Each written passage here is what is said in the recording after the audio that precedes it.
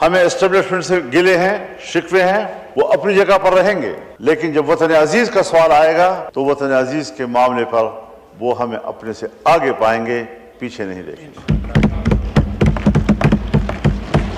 Establishment سے یہ مطالبہ بھی نہیں کر رہا کہ آپ کی جنگی حکمت عملی کیا ہے۔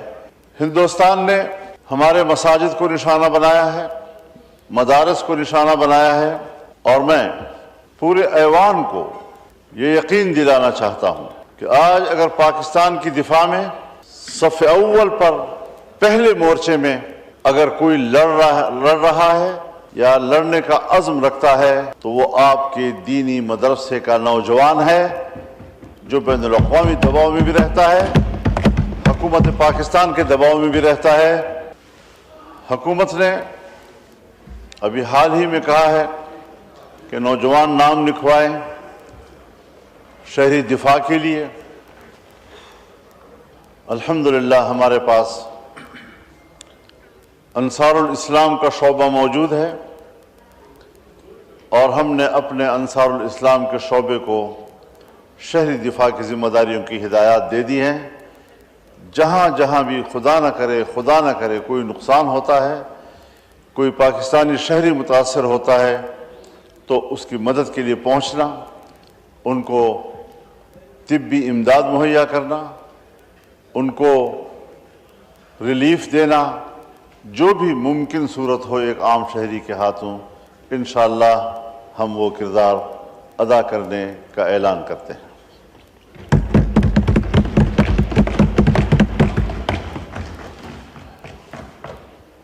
ہندوستان نے ہمارے مساجد کو نشانہ بنایا ہے، مدارس کو نشانہ بنایا ہے، اور میں پورے ایوان کو یہ یقین دلانا چاہتا ہوں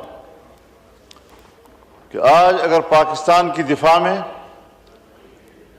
صف اول پر پہلے مورچے میں اگر کوئی لڑ رہا ہے یا لڑنے کا عزم رکھتا ہے تو وہ آپ کے دینی مدرسے کا نوجوان ہے، جو بین الاقوامی دباؤ میں بھی رہتا ہے، حکومت پاکستان کے دباؤ میں بھی رہتا ہے۔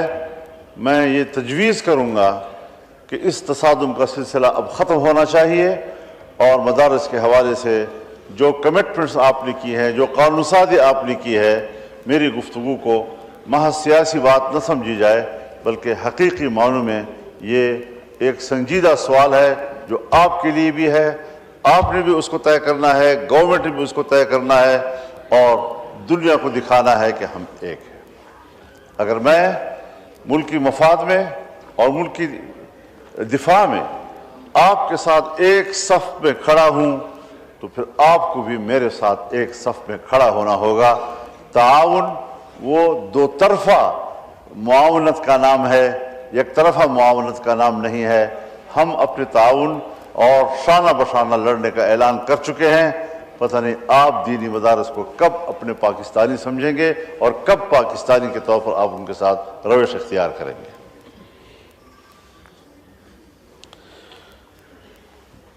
جناب اسپیکر، میری گفتگو کو تنقید نہ سمجھا جائے، میری گفتگو کو تجویز سمجھا جائے۔ میں بڑی نیک نیتی کے ساتھ پورے ایوان کی خدمت میں یہ عرض کرنا چاہتا ہوں کہ ایک ہی قومی بیانیہ ہونا چاہیے ان حالات میں۔ بھانت بھانت کی بولیاں، پھر آج سوشل میڈیا ہے، ہر شخص آزاد ہے جو چاہے کہے، یہ اس کی میں حوصلہ شکنی کروں گا، اور یہ ضرور کہوں گا کہ یہ جنگ ہے۔ جنگ میں پھول نہیں بکھیرے جاتے، جنگ میں آگ برستی ہے۔ اور یہ میں نہیں کہہ سکتا کہ ہماری اس جنگ کی سطح کیا ہے۔ کیا صرف ہم ایک دوسرے کو دھونس دھمکیوں تک محدود رکھنا چاہتے ہیں؟ ہم چھوٹی موٹی کارروائی کر کے اور بس یہاں تک رکھنا چاہتے ہیں؟ اس سے آگے بڑھنا چاہتے ہیں؟ کیا ہم کشمیر کی سرزمین آزاد کرا سکیں گے اس میں؟ ہم کچھ پیش رفت اس میں کر سکیں گے. یہ ساری حکمت عملی حکومت کے ایوانوں میں جہاں بنتی ہے یہ وہی بتا سکیں گے. اور میں حکومت سے یا اسٹیبلشمنٹ سے یہ مطالبہ بھی نہیں کر رہا کہ آپ کی جنگی حکمت عملی کیا ہے، کیونکہ جنگ لڑنے والا خود اپنی جنگ کی حکمت عملی اس وقت کے لیے خود بنایا کرتا ہے، اور اس میں اگر اس کو افشا کیا جائے، اس کو پبلک کیا جائے تو اس کے نقصانات بھی ہوا کرتے ہیں. لیکن سیاسی لیول پر ہم کہاں کھڑے ہیں، ہمیں اس پر ضرور غور کرنا چاہیے. ہماری اس وقت تک کوئی سفارتی مشن باہر نہیں ہے، ہم صرف ٹیلی فونوں پہ باتیں کر رہے ہیں.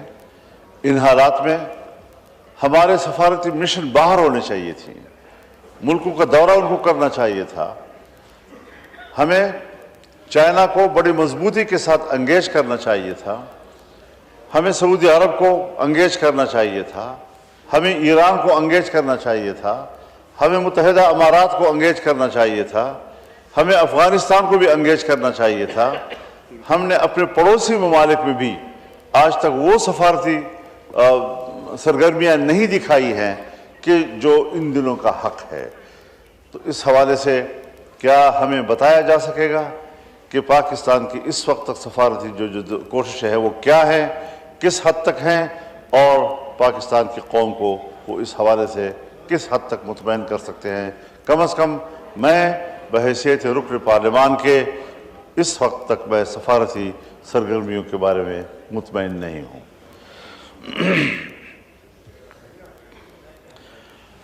جناب اسپیکر، اس بات کو بھی واشگاف کیا جائے کہ جہاں فلسطین میں اسرائیل جارحیت کر رہا ہے، عام شہریوں کو قتل کر رہا ہے، 60,000 تک فلسطینیوں کو وہ قتل کر چکا ہے،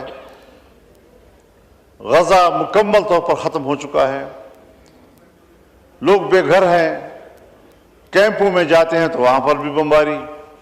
اور آج شاید وزیر دفاع صاحب ہمیں بہتر بتا سکیں گے کہ کیا اسرائیلی دیا ہوا اسلحہ آج بھارت پاکستان کے خلاف استعمال نہیں کر رہا ہے.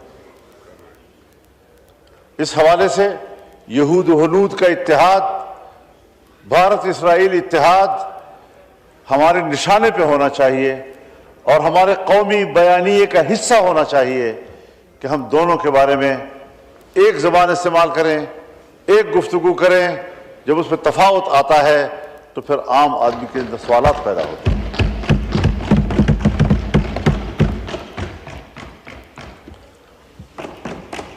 یہ وقت ہے کہ ہم اپنے دفاعی اداروں کو مضبوط کریں، ان کے پشت پر کھڑے ہوں. ہر چند کے ہمارے ملک میں ہمارے آپس میں اختلافات ہیں، ادھر حکومت بیٹھی ہے تو ادھر حزب اختلاف ہے. مانا یہ کہ حکومت کی سوچ اور ہوتی ہے، حزب اختلاف کی سوچ اور ہوتی ہے، لیکن آج ہم ملک کے لیے ایک ہیں، ملک کی وحدت کے لیے ہم ایک صف ہیں. ہمیں اسٹیبلشمنٹ سے گلے ہیں، شکوے ہیں، وہ اپنی جگہ پر رہیں گے، لیکن جب وطن عزیز کا سوال آئے گا تو وطن عزیز کے معاملے پر وہ ہمیں اپنے سے آگے پائیں گے، پیچھے نہیں دیکھیں گے. مولانا صاحب گزارش میں یہی سوچتا ہوں کہ سوشل میڈیا ہو، ہمارے انفرادی طور پر بہت سے لوگ اس قسم کے کچھ پوسٹیں لگا رہے ہیں جس سے کہ وہ جنگ کو مذاق سمجھتے ہیں، فوج پر بڑا ناپسندیدہ قسم کا تبصرہ ان کا ہوتا ہے. ان کی حوصلہ شکنی ہونی چاہیے اور اس پروپیگنڈے پر حکومت کو قدغن لگانے کے لیے اقدامات کرنے چاہیے. ملک کے اندر بھی امن و امان کا مسئلہ اپنی جگہ پر موجود ہے، بلوچستان میں بھی، کے پی میں بھی. اس کے لیے ہم کیا سفارتی کوششیں کر رہے ہیں، کون سا ایسا حکمت عملی ہم نے بنائی ہے کہ ہم ملک کے اندر کم از کم فوج کو جنگ سے نکالیں اور محاذ کی طرف ان کو متوجہ کریں تاکہ بھارت کی جارحیت کے مقابلے میں ملک کا دفاع ہو. ہم نے کیا جواب دیے ہیں اس کو آج تک ان کی جارحیت کے؟ ابھی تک قوم پر کوئی زیادہ واضح نہیں ہے. ہم نے اس کے مقابلے میں ان کا کیا نقصان کیا ہے؟ اب تک قوم پر یہ باتیں واضح نہیں ہیں. تو ہمارے وزیر دفاع صاحب ماشاءاللہ اس وقت تشریف فرما ہیں، پیپلز پارٹی کے ہمارے اکابرین بھی موجود ہیں، حکومت کے لوگ بھی آج موجود ہیں۔ کسی کو تو اپنا دکڑا کچھ سنانے کا مجھے موقع مل گیا، تو اس ایوان کو ذرا سنجیدہ لینا چاہیے۔ آج کے وقت میں بھرپور ہماری یہاں پر نمائندگی ہونی چاہیے، وزراء کی وہاں یہاں موجودگی ضروری ہوتی ہے۔ حکومت جو بات کرتی ہے آپ سے مخاطب ہوتی ہے، لیکن اس کا خطاب آپ کے واسطے سے ایوان کی طرف ہوتی ہے، حکومت کی طرف ہوتی ہے، اور اگر حکومت میں کوئی سننے والا ہی نہ ہو، کوئی ذمہ دار اس کو رسپانس کرنے والا نہ ہو، تو پھر ظاہر شکایتیں پیدا ہوتی ہیں۔ ہمیں اس وقت ان تمام کمزوریوں سے بچنا چاہیے اور ایک طاقتور پاکستانی پارلیمنٹ کا کردار ہمیں ادا کرنا چاہیے۔ میں بہت شکر گزار ہوں۔ وآخر دعوانا ان الحمدللہ۔ شکریہ۔ یہ آنریبل